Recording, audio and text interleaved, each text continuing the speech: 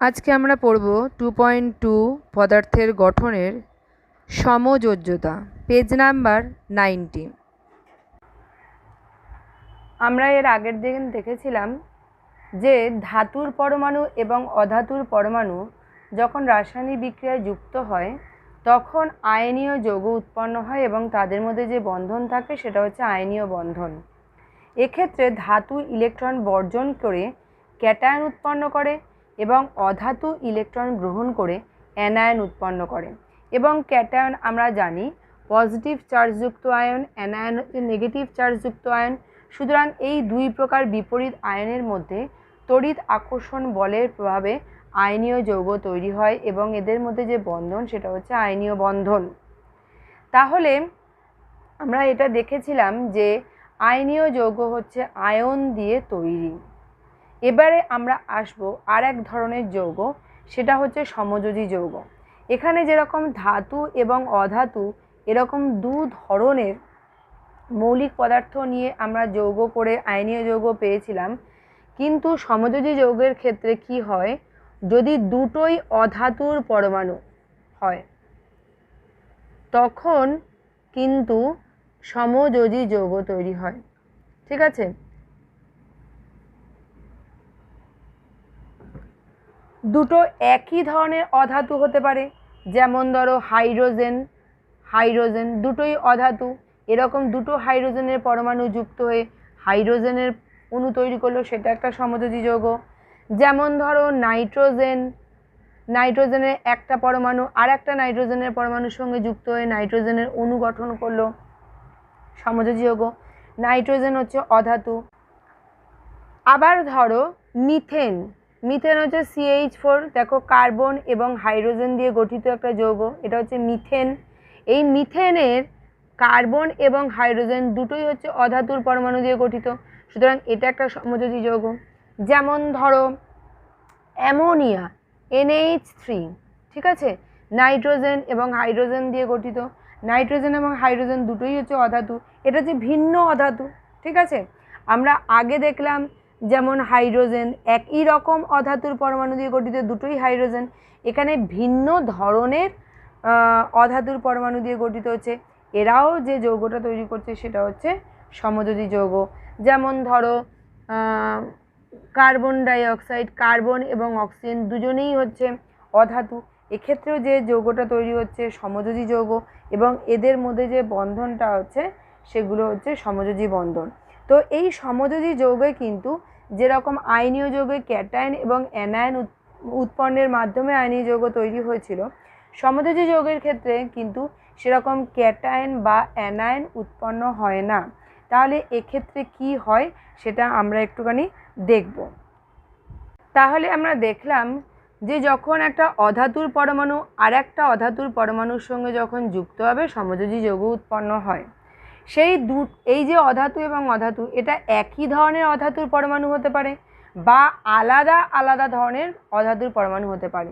যেমন হাইড্রোজেন, এটা একই ধরনের অধাতু, হাইড্রোজেন দিয়ে গঠিত, দুটো হাইড্রোজেন পরমাণু যখন যুক্ত হয় তখন হাইড্রোজেনের অণু গঠিত হয়।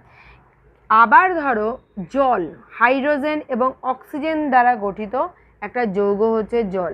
তাহলে এক্ষেত্রে দেখো হাইড্রোজেন এবং অক্সিজেন এই দুটো মৌলিক পদার্থই হচ্ছে কি অধাতু, ভিন্ন ধরনের মৌলিক পদার্থ কিন্তু দুজনেই হচ্ছে অধাতু, তাদের দ্বারা গঠিত যৌগ জল, এটা কিন্তু সমযোজী যৌগ। ঠিক আছে, এক্ষেত্রে কিন্তু কোনো রকম আয়ন উৎপন্ন হচ্ছে না, সেটা আমি একবার দেখাচ্ছি কিভাবে এই সমযোজী যৌগ তৈরি হয়। যেমন ধরো আমি হাইড্রোজেন উৎপন্ন কিভাবে হচ্ছে সেটা আমি দেখাচ্ছি।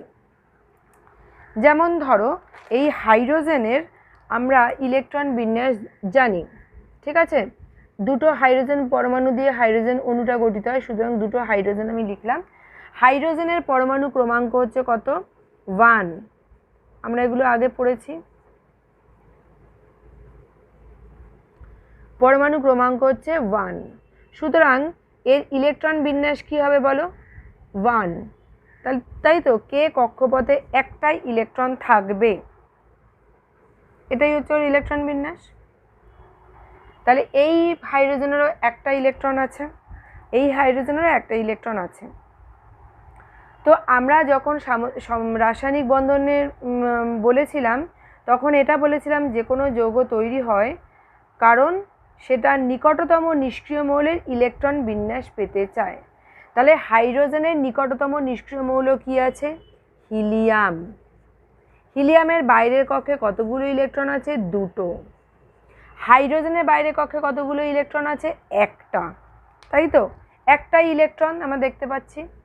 তাহলে এর বাইরের কক্ষে যদি একটাই ইলেকট্রন থাকে, এরও বাইরের কক্ষে একটাই ইলেকট্রন আছে। কিন্তু বাইরের কক্ষে যদি নিকটতম নিষ্ক্রিয় মৌলের মতো ইলেকট্রন বিন্যাস হতে চায়, মানে হিলিয়ামের মতো যদি হাইড্রোজেনের ইলেকট্রন বিন্যাস হতে হয়, তাহলে হাইড্রোজেনের কটা ইলেকট্রন হতে হবে? দুটো ইলেকট্রন হতে হবে। আছে কটা? একটা। কিন্তু এক্ষেত্রে আমাদের যেরকম আয়নীয় যৌগে কেউ ইলেকট্রন দিল, কেউ ইলেকট্রন নিল, এক্ষেত্রে সম্ভব নয়। কেন সম্ভব নয়? কারণ দুটো যে পরমাণু অংশগ্রহণ করছে তারা দুজনেই অধাতু এবং দুজনেই কিন্তু হাইড্রোজেন। সুতরাং কেউ কাউকে ইলেকট্রন বর্জনও করবে না, কেউ ইলেকট্রন গ্রহণও করবে না। তো সেক্ষেত্রে কি হবে বলো তো? সেক্ষেত্রে যেটা হবে সেটা হচ্ছে এদের কতগুলো ইলেকট্রন লাগবে নিষ্ক্রিয় মৌল হতে গেলে? ইলেকট্রন তাহলে কম কতগুলো আছে? ইলেকট্রন কম আছে কতগুলো? একটা। কেন? কারণ একটা ইলেকট্রন ছিল, দুটো ইলেকট্রন হতে হবে। তাহলে কটা ইলেকট্রন কম আছে? একটা ইলেকট্রন কম আছে। তাহলে একটা ইলেকট্রন যদি কম থাকে তাহলে যতগুলো ইলেকট্রন কম ততগুলো ইলেকট্রন জোড় গঠন করবে। তাহলে ইলেকট্রন জোড় কটা করবে? একটা ইলেকট্রন জোড় করবে। ইলেকট্রন জোড় মানে কি? এই হাইড্রোজেনটাও একটা ইলেকট্রন দেবে, এই হাইড্রোজেনটাও একটা ইলেকট্রন দেবে, দিয়ে একটা জোড় গঠন করবে। কীরকম? দেখো, এই হাইড্রোজেনটা একটা ইলেকট্রন দিল, এই হাইড্রোজেনটাও একটা ইলেকট্রন দিল। ঠিক আছে? তাহলে কি হলো? এদের মধ্যে একটা ইলেকট্রনের জোড় গঠন করলো। ঠিক আছে? আচ্ছা, আমি এক্ষেত্রে ইলেকট্রনটাকে ই দিয়ে দেখিয়েছিলাম। তোমরা যেহেতু ইলেকট্রন গঠনে ই পড়েছিলে, পরমাণুর গঠনে যখন ইলেকট্রন দেখিয়েছিলাম, তো আমরা এক্ষেত্রে কি করছি, ইলেকট্রনটাকে একটু আলাদা করে বোঝানোর জন্য এটাকে ক্রস দিলাম আর এটাকে ডট দিয়ে লিখছি, জাস্ট বোঝার জন্য, আর কিচ্ছু না। ঠিক আছে? এবার কি হচ্ছে দেখো, এই হাইড্রোজেন যে ইলেকট্রনটা দিল সেটা হচ্ছে এখানে, এই হাইড্রোজেনটা যে ইলেকট্রনটা দিল সেটা হচ্ছে এখানে। তাহলে এদের মধ্যে একটা ইলেকট্রন জোড় তৈরি হলো। এবারে কি হবে বলো তো? এই যে ইলেকট্রন জোড়টা হলো না, এই ইলেকট্রন জোড়টাকে এই হাইড্রোজেন একবার নিজের কক্ষপথে ব্যবহার করবে। তাহলে এই হাইড্রোজেনের কক্ষপথে কটা ইলেকট্রন হলো? দুটো ইলেকট্রন হলো। এই হাইড্রোজেন একবার এই ইলেকট্রন জোড়কে নিজের কক্ষপথে ব্যবহার করলো। তাহলে ওই হাইড্রোজেনের কটা ইলেকট্রন হলো? দুটো ইলেকট্রন হলো। তাহলে দুজনেরই কি হলো? হিলিয়ামের মতো ইলেকট্রন বিন্যাস হলো। তাহলে এক্ষেত্রে বুঝতেই পারছো, কোনো রকম কাউকে ইলেকট্রন দানও করলো না, কেউ ইলেকট্রন গ্রহণও করলো না। কি করলো? দুজনেই ইলেকট্রন একটা জোড় গঠন করলো।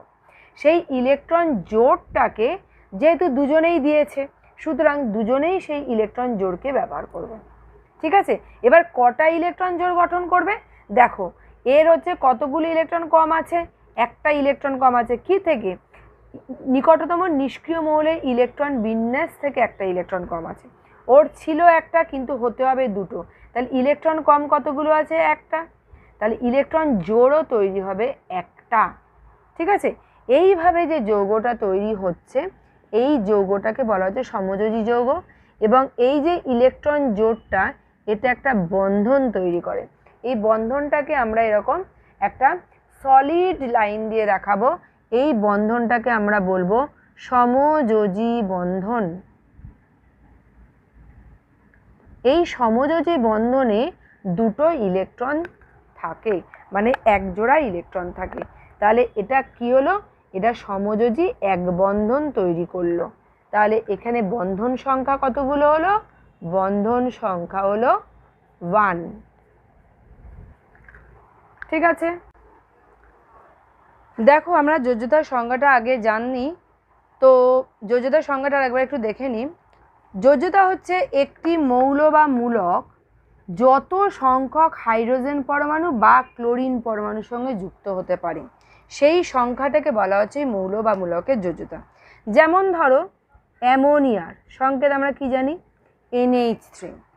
তাহলে এখানে দেখো নাইট্রোজেন কতগুলো হাইড্রোজেনের সঙ্গে যুক্ত হয়েছে, 3টে হাইড্রোজেনের সঙ্গে যুক্ত হয়েছে, সুতরাং নাইট্রোজেনের যোজ্যতা হলো 3। যেমন ধরো জল H2O, এখানে অক্সিজেন কতগুলো হাইড্রোজেনের সঙ্গে যুক্ত হয়েছে, 2টো, তাহলে অক্সিজেনের যোজ্যতা হচ্ছে 2। ঠিক আছে। যেমন ধরো সালফিউরিক অ্যাসিড H2SO4, তাহলে এই যে সালফেট, এটা একটা হচ্ছে মূলক, এই সালফেট মূলক কতগুলো হাইড্রোজেনের সঙ্গে যুক্ত হয়েছে, 2টো, সুতরাং সালফেটের যোজ্যতা 2। ঠিক আছে। তাহলে আমরা যোজ্যতা যখন দেখব তখন সেই মৌলটা বা সেই মূলকটা কতগুলো হাইড্রোজেনের সঙ্গে যুক্ত হয়ে যৌগ গঠন করেছে সেটা আমরা দেখব। যতগুলো হাইড্রোজেনের সঙ্গে যুক্ত হয়ে যৌগ গঠন করবে সেই সংখ্যাটা হচ্ছে তার যোজ্যতা। অথবা যেমন ধরো ম্যাগনেসিয়াম ক্লোরাইড, এখানে ম্যাগনেসিয়াম কতগুলো ক্লোরিনের সঙ্গে যুক্ত হয়েছে, 2টো, সুতরাং ম্যাগনেসিয়ামের যোজ্যতা হচ্ছে 2। ঠিক আছে। যেমন ধরো সোডিয়াম ক্লোরাইড, এখানে সোডিয়াম কতগুলো ক্লোরিনের সঙ্গে যুক্ত হয়েছে, 1টা, তাহলে সোডিয়ামের যোজ্যতা হচ্ছে 1। তাহলে আমরা কি দেখলাম, যখন কোনো মৌলের পরমাণু বা কোনো মূলক যত সংখ্যক হাইড্রোজেনের সঙ্গে যুক্ত হয় অথবা যত সংখ্যক ক্লোরিন পরমাণুর সঙ্গে যুক্ত হয় সেই সংখ্যাটাকে বলা হচ্ছে ওই মূলক বা মৌলের যোজ্যতা। ঠিক আছে। এরপরে আসছি পেজ নাম্বার 91-এ এরকম একটা ছক আছে, সেই ছকে দেখবে ছকে এরকম লেখা আছে যৌগের নাম, যৌগের সংকেত, এগুলো লেখা রয়েছে। দেখবে প্রথম যে যৌগটা নিচ্ছি সেই যৌগটা হচ্ছে জল, জলের সংকেত হচ্ছে H2O। তাহলে জলের মধ্যে কি কি মৌল আছে, হাইড্রোজেন এবং অক্সিজেন, তাহলে এদের যোজ্যতা লিখব। তাহলে অক্সিজেন এখানে কতগুলো হাইড্রোজেনের সঙ্গে যুক্ত আছে, 2টো, সুতরাং অক্সিজেনের যোজ্যতা হচ্ছে 2, হাইড্রোজেনের যোজ্যতা হচ্ছে 1।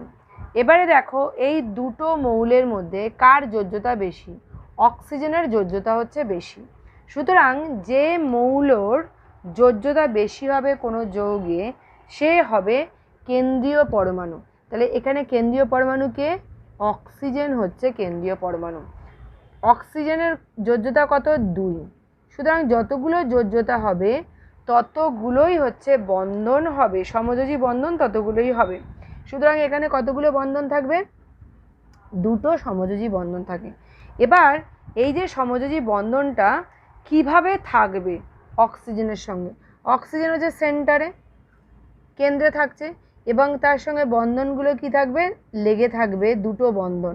তো বন্ধনকে আমরা এরকম ভি শেপে লিখব, কারণ জলের যে স্ট্রাকচারটা সেটা ভি শেপের হয় এবং বন্ধনের এই এন্ডে থাকবে 2টো হাইড্রোজেন। তাহলে এটা হয়ে গেল জলের গঠন।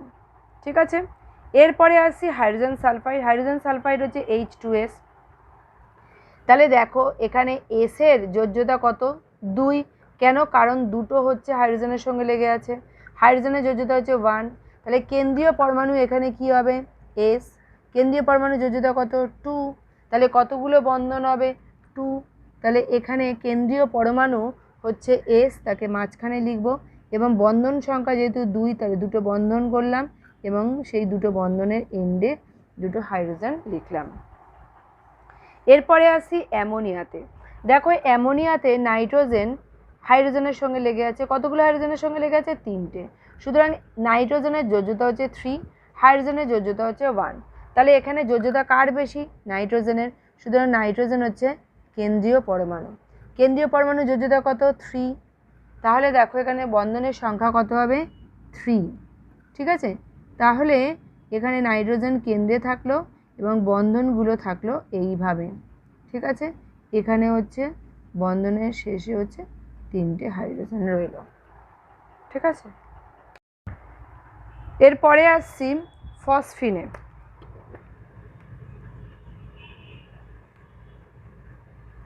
ফসফিনের সংকেত হচ্ছে PH3। এখানে ফসফরাস পি এর যোজ্যতা হচ্ছে 3, কারণ 3টে হাইড্রোজেনের সঙ্গে লেগে আছে। হাইড্রোজেনের যোজ্যতা হচ্ছে অ্যাজ ইউজুয়াল 1। তাহলে কেন্দ্রীয় পরমাণু কী হবে? পি। এর যোজ্যতা কী হবে? 3।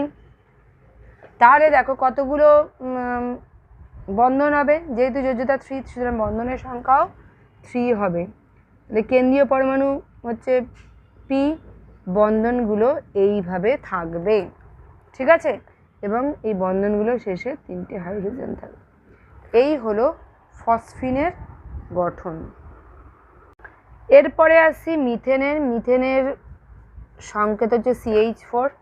তাহলে কার্বন 4টে হাইড্রোজেনের সঙ্গে লেগে আছে, তাহলে কার্বনের যোজ্যতা হচ্ছে 4, হাইড্রোজেনের যোজ্যতা হচ্ছে 1। তাহলে এখানে কেন্দ্রীয় পরমাণু বা সেন্ট্রাল অ্যাটম হচ্ছে কার্বন, তার যোজ্যতা হচ্ছে 4। তাহলে এবারে কি হবে? সেন্টারে থাকবে কার্বন এবং কতগুলো বন্ধন হবে? 4টি বন্ধন। তাহলে 4টি বন্ধন কীরকমভাবে হবে? এইভাবে 4টি বন্ধন হবে। ঠিক আছে, এখানে একটা হাইড্রোজেন, এখানে একটা হাইড্রোজেন, এখানে একটা হাইড্রোজেন, এখানে একটা হাইড্রোজেন। ঠিক আছে, এইভাবে আমরা মিথেনের গঠন পাবো। এরপরে আসছি কার্বন টেট্রাক্লোরাইড। ফর্মুলা হচ্ছে CCl4। এখানে কার্বনের যোজ্যতা হচ্ছে 4, কারণ 4টে ক্লোরিন পরমাণুর সঙ্গে যুক্ত হয়ে আছে। ক্লোরিনের যোজ্যতা হচ্ছে 1। তাহলে বুঝতেই পারছো এখানে যোজ্যতা কার বেশি? কার্বনের। সুতরাং কার্বন হচ্ছে সেন্ট্রাল পরমাণু। সেন্ট্রাল পরমাণুর যোজ্যতা হচ্ছে 4, সুতরাং বন্ধনের সংখ্যা হচ্ছে 4। তাহলে কী হবে? সেন্টারে থাকবে কার্বন এবং তার চারিপাশে 4টে বন্ধন থাকবে। এই 4টে বন্ধনের এন্ডে 4টে Cl থাকবে। ঠিক আছে, এবং স্ট্রাকচারটা হবে এরকম। এটা হচ্ছে টেট্রাহেড্রাল স্ট্রাকচার বলা হয়। এরপরে আসছি যে যৌগটা, সেটা হচ্ছে নাইট্রোজেন ট্রাইক্লোরাইড। নাইট্রোজেন ট্রাইক্লোরাইডের ফর্মুলা হচ্ছে NCl3। এখানে নাইট্রোজেনের যোজ্যতা হচ্ছে 3, কারণ 3টে ক্লোরিনের সঙ্গে লেগে আছে, এবং ক্লোরিনের যোজ্যতা হচ্ছে 1। তাহলে এখানে কার যোজ্যতা বেশি? নাইট্রোজেনের। শুধু নাইট্রোজেন হচ্ছে কেন্দ্রীয় পরমাণু এবং যার যোজ্যতা হচ্ছে 3। তাহলে সমযোজী বন্ধনের সংখ্যা হচ্ছে 3। তাহলে নাইট্রোজেন থাকবে সেন্টারে এবং বন্ধনগুলো থাকবে তার চারিপাশে। তাহলে বন্ধনগুলো তার চারিপাশে কীরকমভাবে থাকবে? এইভাবে থাকবে। ঠিক আছে,